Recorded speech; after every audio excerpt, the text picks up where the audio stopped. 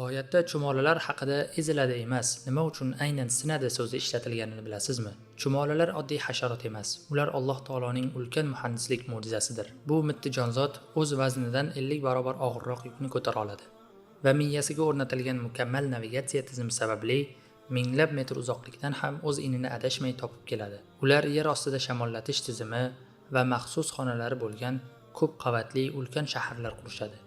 Hech qanday asbobsiz bunday murakkab inshootni qurish ularga Alloh taolo tomonidan ilhom qilingandir.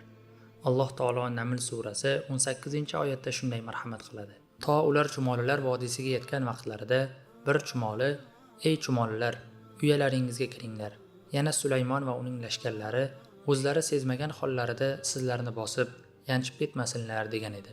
Arab tilidagi ushbu oyatda chumolilar uchun aynan sindirish, yahtimannakum so'zi ishlatilgan.